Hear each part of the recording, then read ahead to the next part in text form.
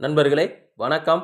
நம்ம அந்த வீடியோ பதிவில் என்ன பார்க்க போகிறோம் அப்படின்னோம்னா, செய்வனை வீட்டில் இருப்பதாக நம்பிக்கொண்டிருக்கிறவர்கள் இந்த ஒரு செடியை நட்டு வைத்தால் அதை வைத்து நாம் கண்டுபிடிக்கலாம்.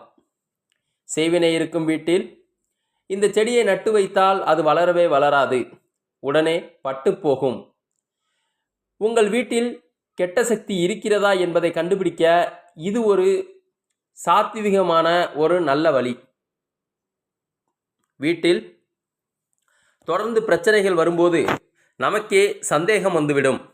நம்முடைய வீட்டில் எதிர்மறை ஆற்றலின் அதிகம் இருக்கிறதோ, கண்ணுக்கு தெரியாத பேய் பிசாசுகளின் சேட்டையாக இருக்குமோ, அல்லது யாரேனும் நமக்கு தெரியாமல் செய்வினை பில்லி சூனியம் வைத்து விட்டார்களோ, எதனால் இவ்வளவு பிரச்சனைகள், எதனால் எதிர்பாராத கஷ்டங்களும் மரணங்களும் நம் குடும்பத்தை துரத்துகிறது என்ற சந்தேகம் நமக்கு ஏற்படும். சில வீட்டில் சில பேரால் நிம்மதியாக வாழவே முடியாது. மன அமைதி இழந்து பித்து பிடித்தது போல் இருப்பார்கள். ஆனால் அந்த வீட்டை விட்டு வெளியே வந்துவிட்டார் அவர்களுடைய மனது சாந்தமாகி சாதாரணமாக இருப்பார்கள். அப்போது அந்த வீட்டில் நமக்கு தெரியாத ஏதோ ஒரு குறை உள்ளது என்று அர்த்தம். இப்படிப்பட்ட சந்தேகங்கள் உங்களுடைய வீட்டில் இருந்தால் நீங்கள் இந்த பரிகாரத்தை செய்து பாருங்கள். உங்கள் சந்தேகங்களுக்கான பதில் உடனடியாக கிடைத்துவிடும்.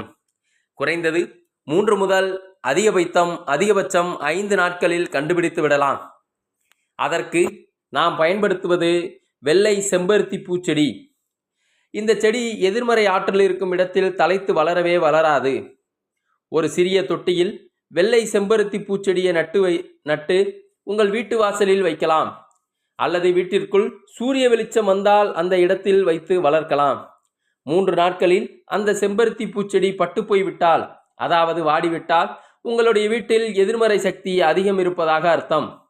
அதிகபட்சம் 5 நாட்கள் கூட இந்த சோதனையை நீங்கள் செய்து பார்க்கலாம்.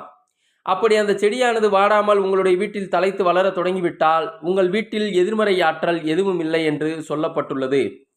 நம்பிக்கை உள்ளவர்கள் இந்த செடியை வைத்து வீட்டில் கெட்ட சக்தி இருக்கிறதா இல்லையா என்று சோதித்து பார்த்து கொள்ளுங்கள்.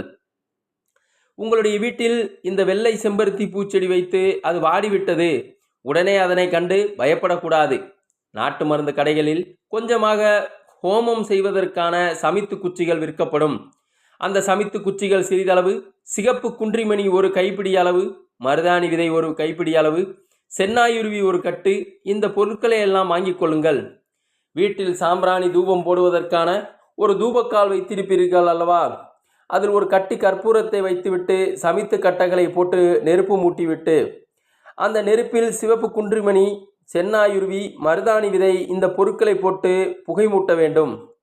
இந்த புகையை உங்கள் வீடு முழுவதும் காண்பிக்க வேண்டும். வாரம் ஒரு முறை வெள்ளிக்கிழமைகள் இந்த சிறிய ஹோமத்தை உங்கள் வீட்டில் செய்து வர 3 வெள்ளிக்கிழமைகள் தொடர்ந்து செய்தால் உங்கள் வீட்டில் பிடித்த கெட்ட சக்தி வீட்டிலிருந்து வெளியே ஓடிவிடும். அதிகப்படியான கண் திருஷ்டி இருந்தாலும் இந்த வெள்ளை செம்பருத்தி பூச்செடி அந்த இடத்தில் வளராது.